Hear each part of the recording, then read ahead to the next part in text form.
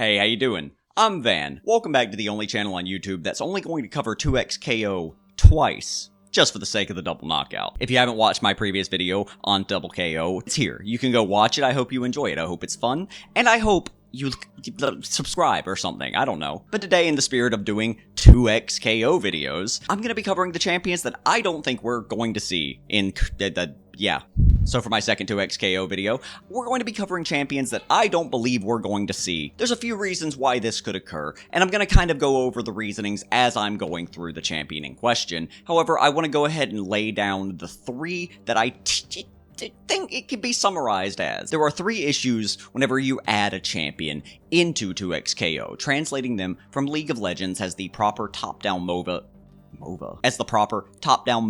that it is, and has these characters originated from, and moving them to a 2D fighting space. Sometimes you run into issues with the kit, where it doesn't translate very well from one game to the other, leading to a complete change in identity for the character, which is something that Riot has at least pretended like they're trying to do, is keep the identity of these characters as they make that translation from game to game. They could just not be popular. They're going to add a few relatively unpopular champions to the game for the sake of the hardcore fan base, and for the sake of including maybe some that they feel need more representation or need another chance to shine. But popularity is a big factor on which champions get picked for anything.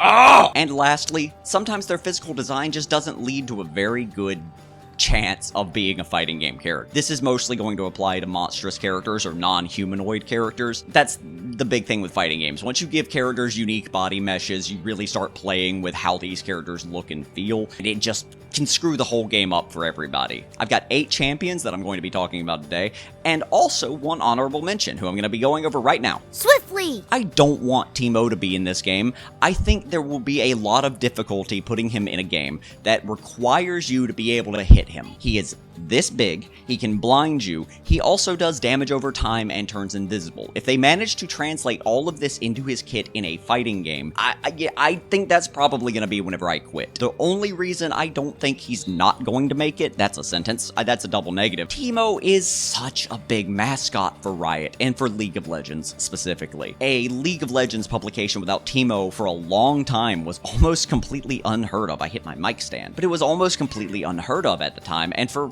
many years, he's been consistent. So to pretend like they're not going to include Teemo in this is, unfortunately, simply wishful thinking. Now onto the list proper, but make sure you subscribe first. Mostly because I like you. You're cute. I want to keep you around. So to start the list, Akathia beckons, but Malzahar sure don't.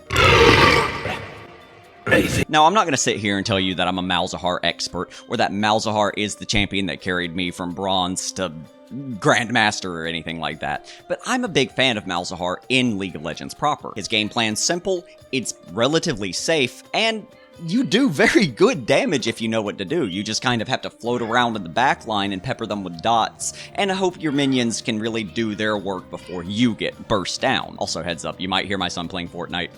Him and his friend are doing ranked today, so just if you hear that, I'm sorry, but he's having a good time, so I'm not going to stop him. Malzahar would have a difficult time fitting, primarily because his bread and butter techniques, the Voidlings, and his Malefic Vision, his space aids, don't translate well to a fighting game setting. I do think having a silence would be interesting for 2x KO. It would create something of a unique disruption tool that not any other champion has yet, preventing them from casting their specials while still allowing them to use their normals. The only thing with Malzahar that would make me think that they could possibly use him in this game properly is his knife.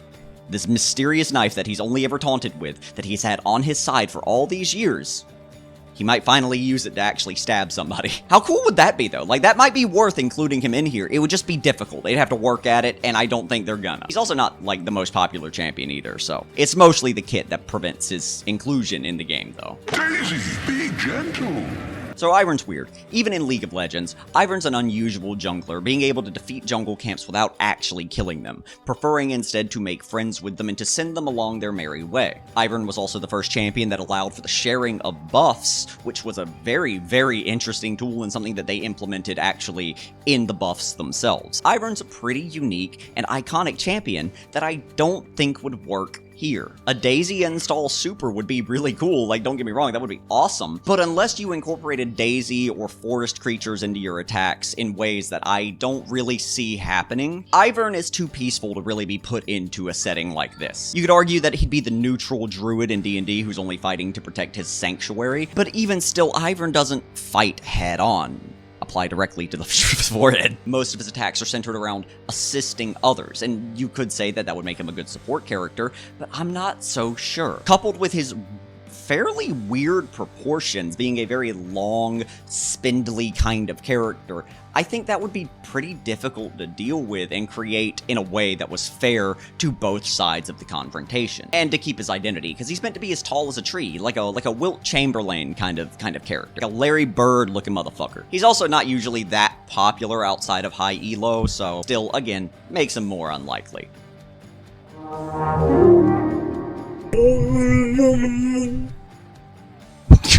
Yeah, no, I can't do Bard.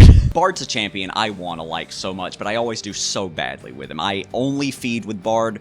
Bard feed only should just have been my name for like half a season. But Brad's entire game plan is just wrong for a fighting game. He requires a lot of movement, a lot of repositioning, a lot of assisting other people while he himself doesn't necessarily do anything. He kind of stands back, peppers them a little bit, and then just kind of goes about his business off on a magical journey, you know, so he can land the ultimate on the Baron right before his ally's about to smite it, giving the enemy team the opportunity to move in and take the Baron for themselves. Easily the biggest troll ultimate in the entire game, whether intentional or not. But I'm not saying there wouldn't be potential for Bradley either. The chimes could appear over different spots of the stage, allowing Brad to jump up, grab them, and at certain points unlocking new abilities for his abilities, unlocking enhancements to himself as the fight progresses. This is unhealthy for the game though. Any game that encourages a stall fighting system is boring and slow, and that is not what they're going for in 2XKO. We saw that with Injustice and Injustice 2, and it was incredibly difficult for anybody who didn't know the game to get in and to actually enjoy it because of just how awful this meta is. And if we encourage it with a character like Bard, it'll become more common. Thankfully, there's a lot of projectile destruction and a lot of stall prevention in the game, so it would be difficult. I just think it's not worth the struggle, man. Like, it's gonna be really hard to get him there. Yeah. I didn't even realize Skarner looked like this, holy shit. When did this happen? Skarner's a champion that's just never going to be included in anything ever. I hate that for him. I do. I really do, because Skarner is kind of the poster boy of forgotten monsters in League of Legends. Skarner's been redesigned, updated, reworked so many times, and has been a combination of either the worst and most forgettable champion in the game, with a consistently bottom-of-the-barrel popularity, like literally the least popular champion in the game for quite some time. I think the only champions who were less popular were original Galio and original Urgot. I want to talk about Urgot. I love OG Urgot. Being able to hit them with your E and then just spam Q as you watch them run away from you, it's such a good feeling, and nobody knew how to deal with it either. I like playing champions that people have no answer for because they've never seen them before. Anyway, back to Skarner. The monster characters are more difficult to include into these games because a monster character's body mesh is more unique, therefore allowing for hitboxes to just be a little weird with them. That was Mewtwo's problem in one of the Smash games, I think it was Melee, was that his tail being so long, dangly, and him being so light of a fighter that whenever he'd jump over somebody, they could simply whack him out of the air without much difficulty, and that could be an instant death for a Mewtwo. But he's also just not popular, man. Like, unless he's broken, he is not popular. And right now, I didn't even know Skarner had a rework, and I still stay pretty, like, in the League community, and I'm sure this happened a while ago, too. Skarner having a tail while also having his head be so low to the ground, I just don't think works well for this kind of game. I know, sad days for the Crystal Scorpion, but he'll be fine. He'll be okay. I promise. And by that, I mean they'll rework him again next year, and he still won't be popular. Pussy. I just don't like Yuumi, man. Like, I don't think many people do, really, but I really don't like Yuumi. I don't know where Yuumi's power level is right now, but Yuumi's heyday was just exhausting to deal with because there were exactly two kinds of Yuumi players.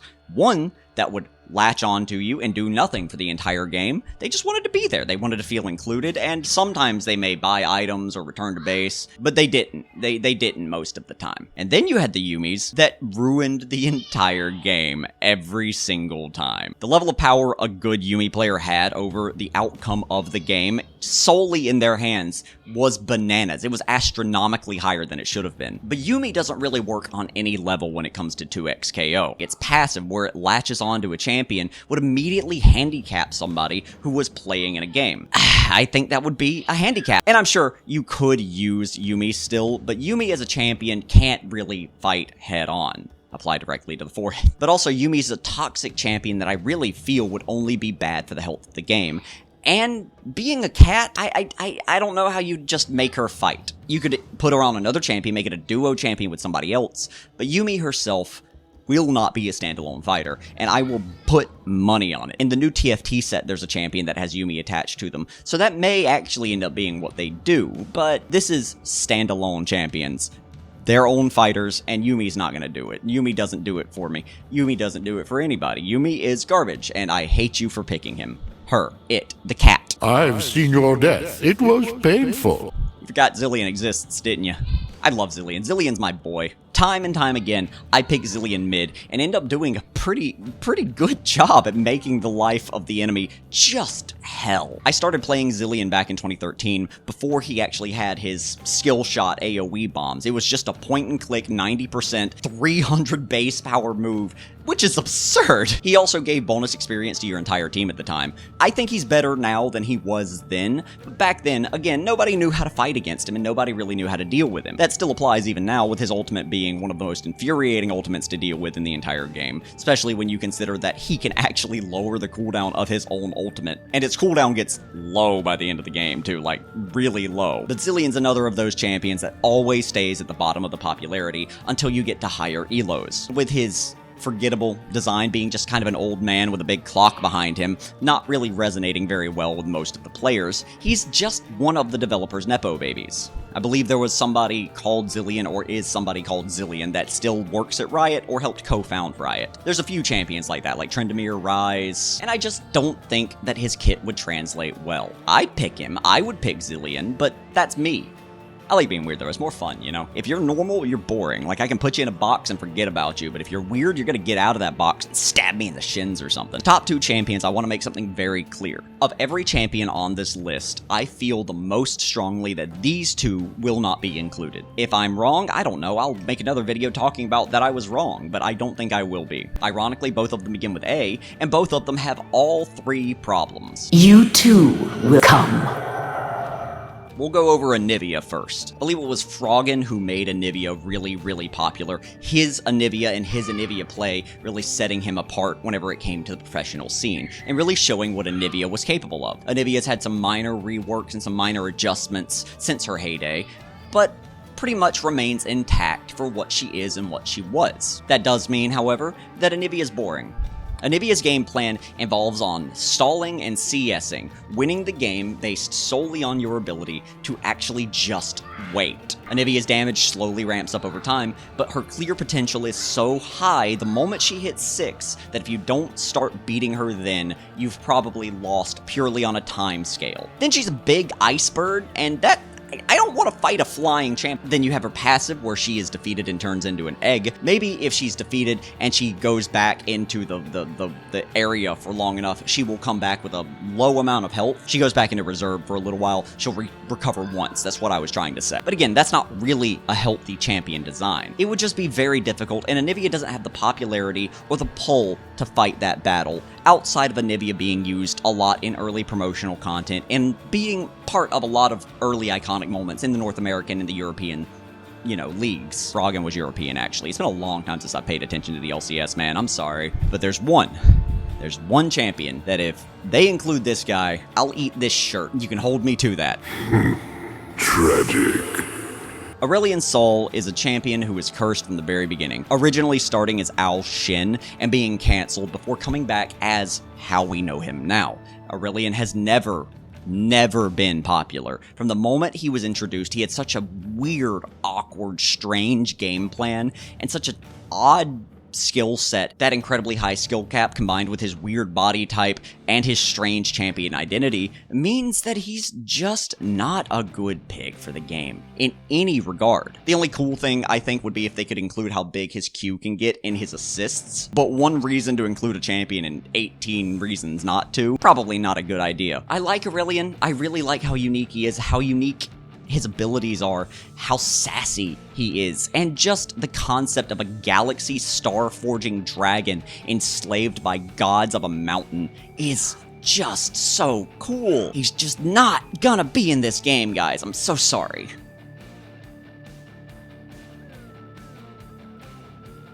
But that's it. Those are the champions that will not be in 2XKO.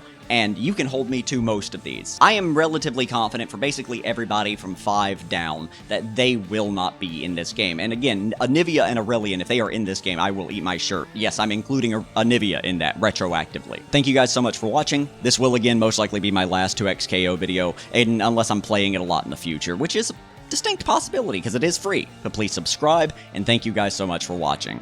Y'all have a great rest of your night.